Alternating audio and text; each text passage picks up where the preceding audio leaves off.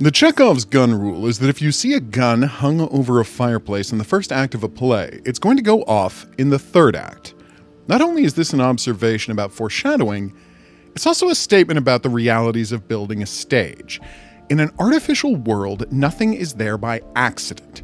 Every piece of a set has been selected carefully for one reason or another. So if you see a gun hanging over a fireplace, it's because someone chose for it to be there. And you'd better believe there's going to be a narrative reason someone made that choice. This rule is especially true when it comes to video game design. There, the spaces are truly artificial, so every object you see needs to be crafted and placed to create a specific effect. In Until Dawn, and most games like it, all cutscenes are rendered in real time. This isn't like the days of choose-your-own-adventure CD-ROM games, where you would watch a pre-rendered cutscene or FMV sequence, then choose between a couple of options, thereby queuing up another cutscene. It's much more efficient to render everything as it happens, both so you're not padding out the game with video files, and because this method makes it way more seamless to slip in and out of gameplay, since all of the assets for the scene you're going to be moving around in have been loaded for the cutscene.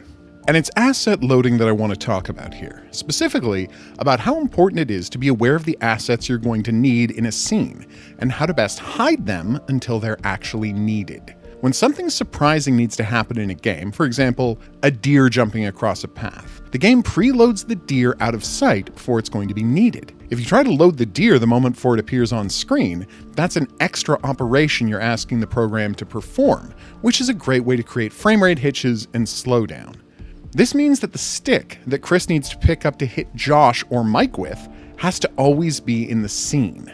Ideally, it would be a practical object, the presence of which makes perfect sense, a length of wood lying atop a workbench, or something along those lines. But what if you didn't think of that during motion capture? What if you neglected to have a table with a prop on it, and instead just had a stick standing straight up for an actor to grab? That wouldn't look very realistic, and it could even seem a little silly. But your only other option is to just spawn the stick in right before Chris grabs it, which risks the aforementioned performance issues. So that's the problem that both versions of Until Dawn were faced with. They didn't have the exact motion capture data they needed for the scene. So how did they deal with it? Let's check out the original first. We can get a look at the stick a total of 4 times before Chris picks it up. The clearest version of it is here in the background while they're entering the shed. It's out of focus, but if you're really looking for it, you can spot that it's just kind of standing there.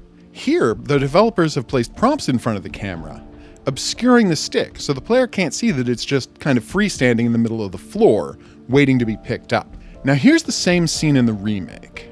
For the first appearance, they've pulled the camera a little further back from the post and stool, so while the stick is still dark and out of focus, you can spot it more clearly than in the original. Because it was more visible in the first shot, you're a little more likely to notice it here, even though Ballistic Moon kept it shadowed, so it's not lit up and painfully obvious like it was in the Supermassive version. The real problem comes in the last 2 shots. Both times, the developers neglect to put things in front of the stick, so it looks obviously out of place.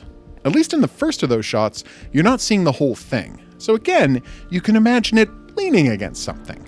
But in the second shot, the whole thing is visible, poking up artificially, just waiting to become part of the action. This is especially weird because there are foreground elements in the shot, like this vise, but nothing covers up the stick. It's too bad the developers at Ballistic Moon didn't notice this weird stick issue in either the original game or the files they were working from. Forget doing a better job of covering it up. They had days of motion capture work. I mean, I'm not an expert in the motion capture process, but would it have taken more than a few minutes to put a stick on a table and have the actor pick it up, then just blend that back into the original animation of Chris holding the stick? It would have been a great way to legitimately improve the scene and fix something that was wrong in the original. But tragically, it wasn't to be. And so we're left with a weird artifact that gives us a fun window into game design. Anywho, I've been the Hidden Object Guru. Thanks for watching. If you had a good time and you'd like to see more, there's buttons coming up to help with that. Questions, comments, suggestions for video topics you want to see me cover, go in the comment section below the video. Dear Sony, hi! If you're looking for someone to consult on Until Dawn 2, which I hope is still in production, drop me a line. I'm not hard to find. You can play my game over at itch.io, I think. It's called Clown of the Woods, and I think everybody's going to like it. Or already has? Anyway, I'll see you back here for more Until Dawn, but until then I'll say that's right. Au revoir.